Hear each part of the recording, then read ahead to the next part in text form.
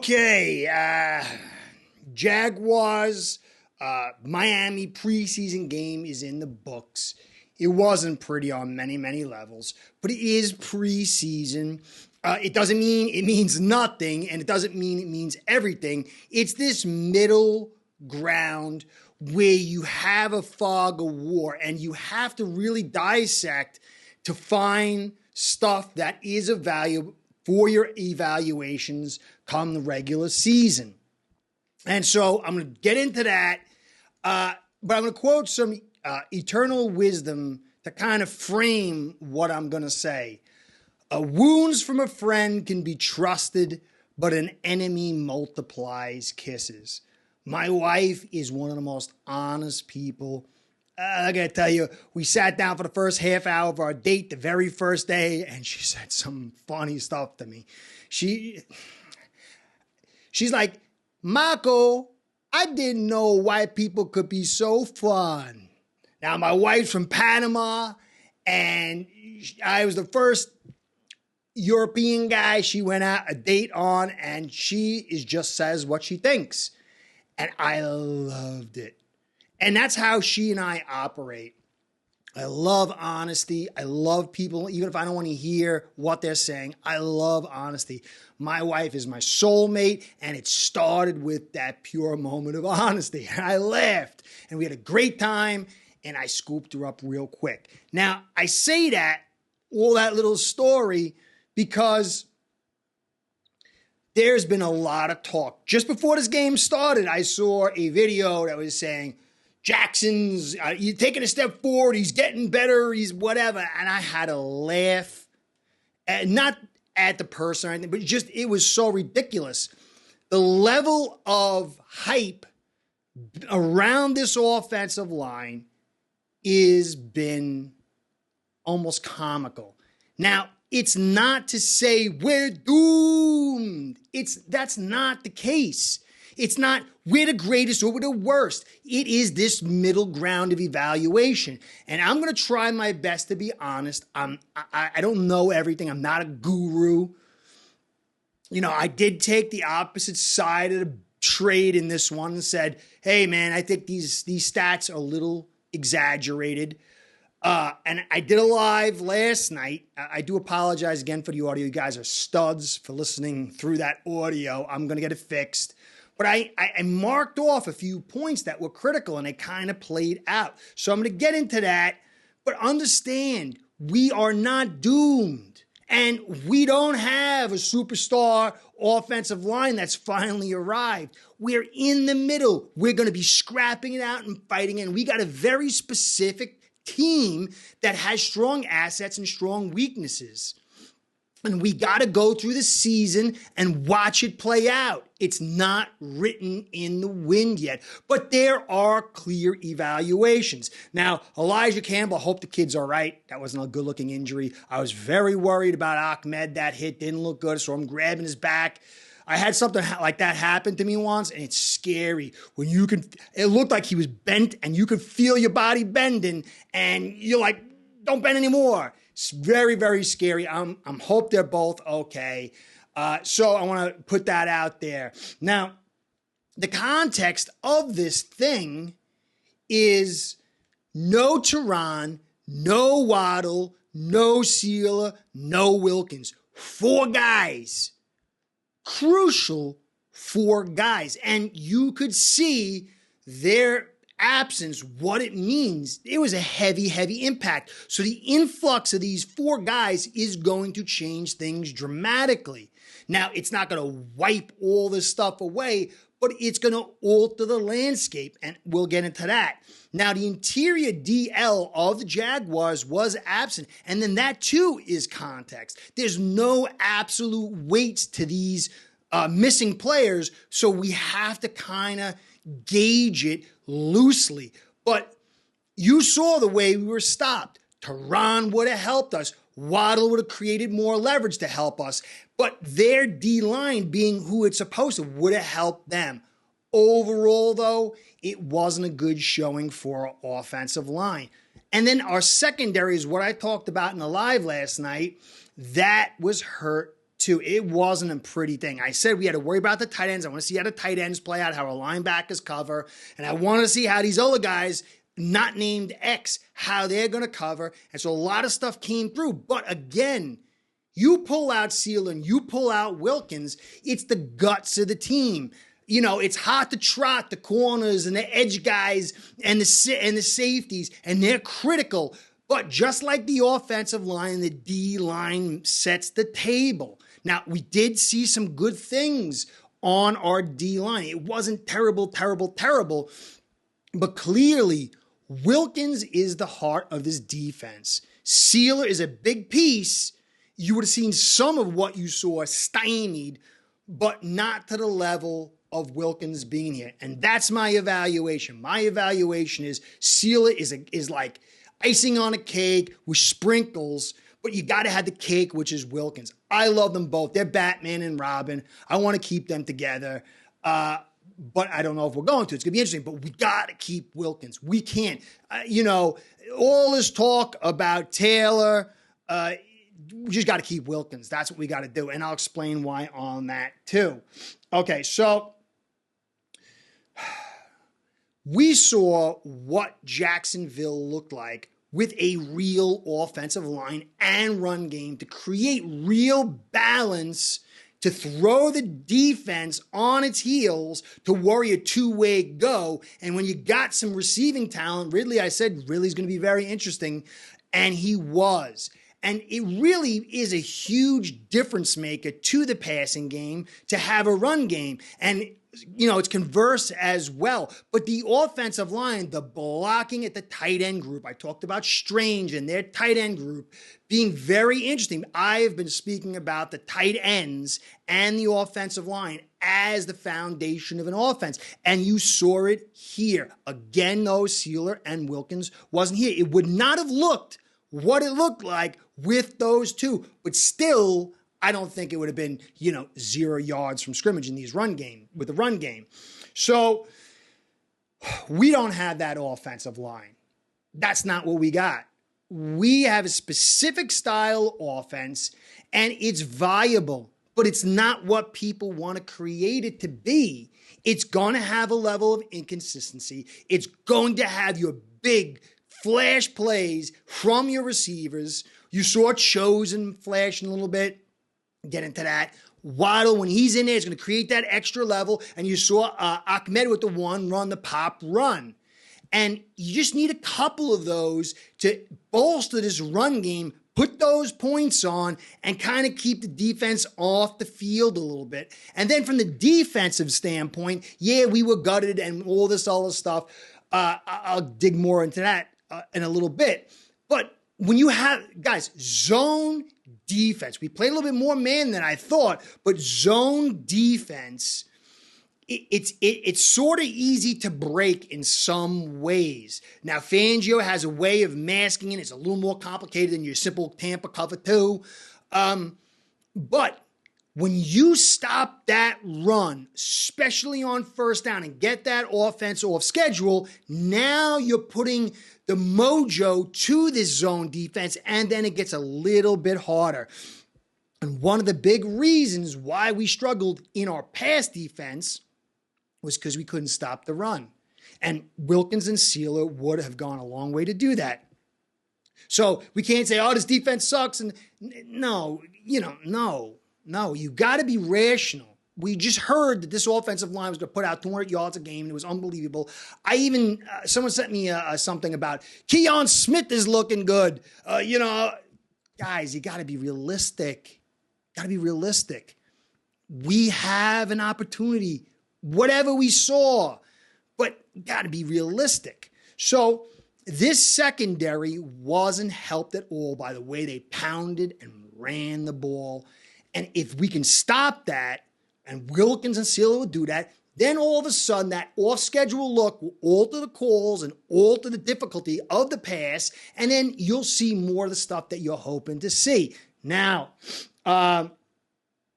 so before I get into the actual particulars of the players and kind of summing it all up in a soup, guys, I want to say thank you for stopping by. I appreciate all you do. I know sometimes I screw up. I'm a bit of a monkey, and sometimes I'm a contrarian, but I really do believe in what I say, and I believe that I care for my team. I care for the viewers. I care for Fin fans. And so I have to be honest. It's a lot easier for me to just say stuff to get views. But you guys matter.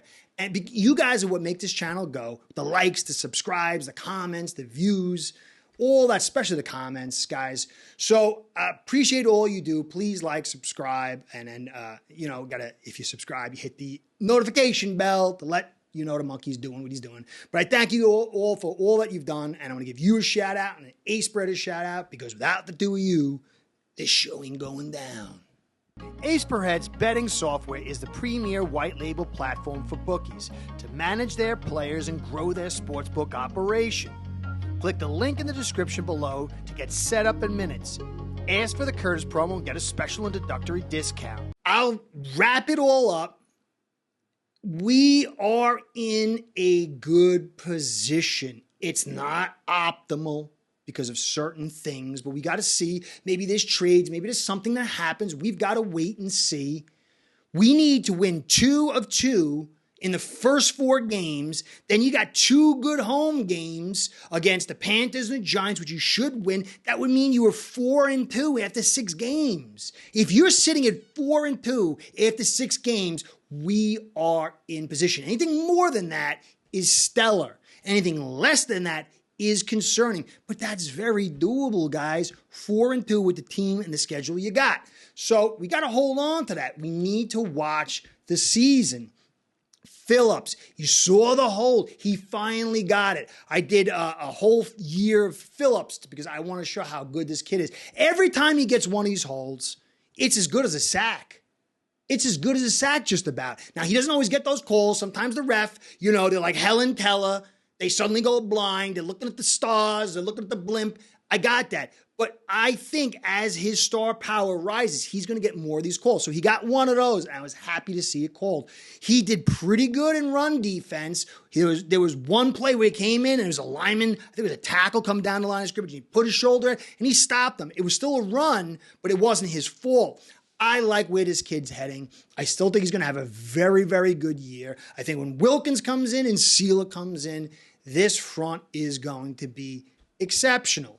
And I really liked it. Now, Tua, you could see what, guys, Skyler, people keep saying Skyler has some quality, but I'll get into Skyler in a little bit. But Tua elevates this team.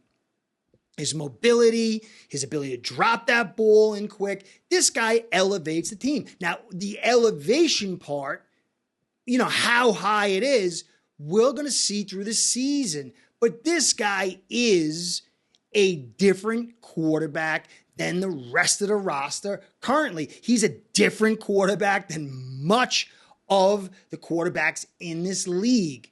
Can he stay healthy? We'll see on that. But Tua looked good to me today. Tua has looked good all offseason and preseason, and this is critical. This is good news. Tua does elevate this offense. His skill set alleviates some key weaknesses. Now, Hill, you sort of play it, he got inside. That was beautiful. I love that, the play action inside and the quick turnaround. A lot of guys can't do that and get a ball out that quick. That quarter-second difference that Tua can do makes that play possible. And that, I really like that. Hill's a big-time player. Now, back-end guy, we didn't have Sealer. We didn't have Wilkins. Davis looked pretty good. Not as good as I had hoped. There was sometimes he got blown out, but I felt a little bit of growth in him. And Peely, I like too. I saw some misses. Some of these other back-end guys shows Bronson, I think, had a nice play. It was a double where he got off. I think that's his name, his new guy we signed. There's some guys back there that did do a little bit, but not in the role they were given because they were asked to start and carry. But spot duty, I do like what I'm seeing. I think Peely is going to stick on the roster, and I do think this guy's got a trend bar that's going up, and it is so hard to get these guys. But I do like some of the other guys we got as well. I'll break that down in some of the film. But if you add Wilkins and Sealer in and you're bringing these guys in spot duty, it's totally different. And I do feel good about that. Now, Long Jr., he had some good plays. There was some little bit off, but he played a real long time. I was a little surprised about that because he has had an injury history. I got to go back to the tape. There was some things I was like, but there was a couple things like, I'll get back to it. But it was a little surprising that he was there that long. Now, Chosen, he had some nice plays. He's going to be a guy, too, that's going to help us out. Chosen and Berrios. I didn't watch the second half of the game yet. It's not really that much of value, to tell you the truth. A lot of the talent on the Jaguars started coming out like halfway through the second quarter. So the ability to truly evaluate starts degrading. I'll get into that. But I like our receiving group. It's going to be interesting. But Chosen, I think, he can't run block, but this guy's got some pop in his game. It was good. Now, Van Ginkel, I didn't see him in the middle, but I saw him on the edge. He helped our run defense. He had some good pass rush. He is a great player for us as a reserve. He's a good player, above average, a good player in general, but as a reserve player, very good, and he is looking really good. I'm so glad we brought him back. Now, got to get into the truth. There's a lot of bit of ugliness in here. We didn't get a lot of penalties, so that's good. But we opened up with the big play, and then we came back with a snap. And center is the guy who gets the ball first. And you got to take care of the ball. Now, I said after the two bad snaps last game, I said, I can't see anymore. I'm getting a little nervous. This is making me nervous. This is a trend, a 2-week trend of 3 of these. And I don't know what the deal is. This is worse than last year. It could get fixed, but this is a critical issue. And I mean, it can be very, very concerning, or it could go away. So I'll just put that there. Now, the offensive line, as I said, so many people were saying, we've turned it around, it's gone here. It was the hyperbole, the insanity. We had 2 games against some of the worst run defenses in the league and practiced with them against them all week to learn their tendencies, and then we ran on them. And I said, this Jaguars game is going to be a serious test. And I didn't know they were going to be missing some of their D linemen. And when I found out, I said, well, you know what? We're probably going to run a little bit more on them because that's going to make a big deal. But they stymied us all day except for 1, maybe 2 runs. It was the one big run and maybe another one that was okay. But that's not a good sign. This offensive line has serious issues. It's not the end of the world. Tehran is Atlas. You put Tehran in, and all of a sudden, things look a lot better. I've been saying that for a long time. And the people who are not hot on this offensive line, you've got to embrace it. It's scary because he might not, if he's not in, we're in big trouble. So Connor, I thought, did okay. I didn't get a chance to fully watch him aside from that bad snap. Win, guys, he is what I said he is. He is destroyed on power. Now, I know the offensive line really well because I just follow basic stuff. If you have an offensive lineman who struggles against power, he doesn't have to be huge. He can have good technique, but however you slice it, he's got to be able to handle power. If he cannot handle power, then he's going to lose in the run game and he's going to struggle in bull rush. And that's going to hurt you in the pass rush. It's a key. I don't care how athletic you are.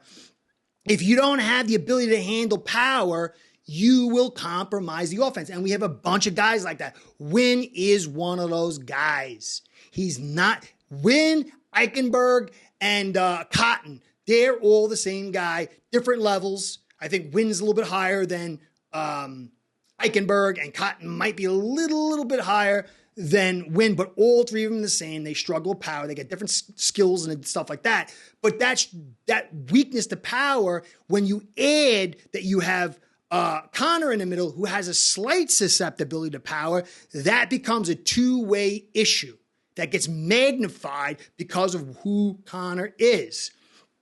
Jackson, as I said, somebody was saying guys, he was destroyed. He had more tackles than blocks this game. It was not good. I mean, yeah, he could pass block here and there, but he wasn't really even tested. But he was dominated on power. I'll show you. He's turning around, tackling guys. It was ugly. He's a guy who, I don't know why. I don't know. I got to see. I would have to see him and watch him practice and grab him to see what kind of density he has. Try to figure it out. It's like a mystery. You know, it's like one of the great wonders of the world. I don't get it. The guy's big, but I know he is susceptible to power. And he will be a liability. And so all the talk, just think about what you've heard and go back and watch this Jaguars game. No practice against them. Guys who are really trying to get after you and a little bit of a better team, a pretty good team, not a great team. They're like, 7 out of 10 team. And he was dominated.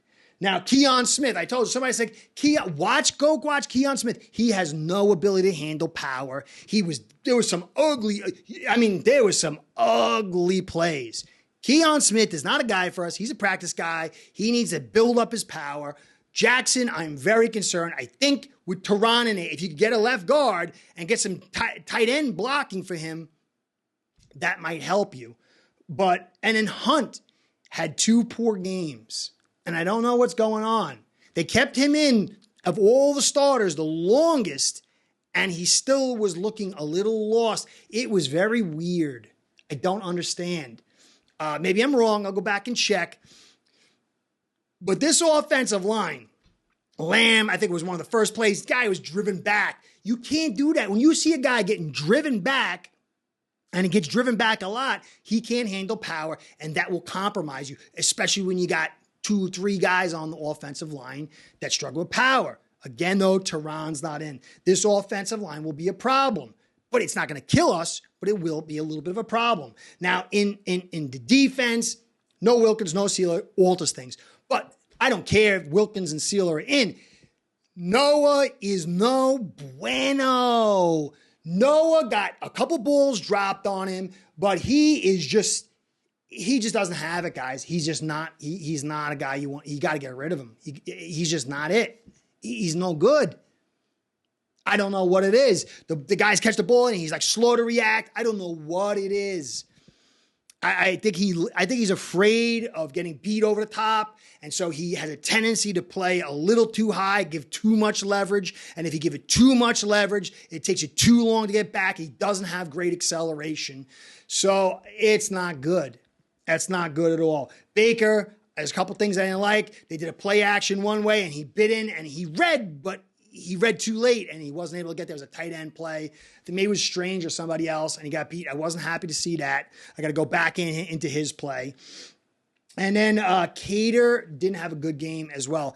His man coverage skills, I don't know if he's dinged because it doesn't look as good as last year. But he struggled in man. There was one where he went deep and he was beat and the ball got thrown out of bounds. It was thrown in the right place. It would have been a touchdown. So I like Cater in zones. I just don't like him playing man too much. But we got to see how that plays out. We didn't see Cam Smith, and that's concerning. Is he going to come in and play for us week 1? So this is a little bit of a problem. Needham's not back. I am a little concerned about this secondary. I think Noah's going to stick, but he shouldn't. Now, overall, it's not the end of the world. We're going to have a defense that's going to get better. We're going to have to find another corner out there. Maybe Needham comes in time. Ramsey might come back sooner rather than later. You're going to get Sealer and Wilkins back, which is going to boost everything. I am concerned about that corner opposite X. Cater, I think, is going to be playing inside. But this defense will get much better, as I said, once you get some run stop. So let's see. We just got to hope Wilkins comes in and plays week 1. Do we really know that? And when you see here, you take Wilkins and Sealer out, you got to sign both of them or at least one of them. So these are the guys that are the generators. But we've got to see if Wilkins is playing week 1. And then Sealer had a knee issue. Let's hope that isn't a thing going forward. So offensively, Tehran will come in, hopefully week 1. If not, no good. But I kind of said the Charger game isn't a must win. It'd be great. It'd be gravy. The must win is week 2, week 3. We've got to win those 2. I think Tehran will definitely be back week 2. But when Tehran comes back, he'll block alone. Then you can send a help down the line of scrimmage. My concern still is that guard position and then the tight ends blocking to help them out. I think it will improve. You'll have Waddle, Hill, and Chosen. McDaniel's going to call specific plays and attack, and that's going to help us. We're going to put points on. We're going to have those chunk yards. It's what will the consistency be like? What kind of run game will we have as far as how many pops do we get? And so I think we can do it. We've got the talent, but this thing might have to grow a little bit, and we're going to need a good deal of health. We can't have any real injuries going through this. I think it's going to take a little while. The schedule of the first 6 games, 4 of them are very, very doable. We should be able to beat the Pats, although I don't think it's going to be as easy. It's going to be very difficult, but we should. Broncos at home, we should beat them. Giants at home, we should beat them. And Panthers at home, we should beat them. And then that will give us time to gel a little bit. So just get ready for a fight, a season that's going to be a lot of fights, a lot of battles. It's going to be some tough losses and some good wins. And just, we've got to fight to the end. But we can't have hyperbolic coverage. Before, it was the offensive line's great, and we're running for 50,000 yards, and now it'll probably be, we suck, we're doomed. Guys, be level-headed and try to get more refined evals. So this is my take. I think it's a pretty fair take. I think we're still in this, but it's going to be a fight, guys. Just need certain guys to stay healthy. Anyway, I'll get some coverage to you. I appreciate all you guys do. I'll get to the video to you and some up close of Wynn and Jackson, all those guys up close, so you can see for yourself and match it to the film I showed before that what I say is a fair eval. But then there's good parts to it, so I'll get all that stuff to you soon. I'm still a little sick. I got a little head cold or something. Anyway, guys, just hang in there. Be as brave as you want your players to be. It's going to be a great season. Let's see what happens. Curtis saying, catch you next time. Be well. Go Fins. Start building your own online sportsbook today by getting signed up with aceperhead.com service that'll allow you to book action on sports from all around the world.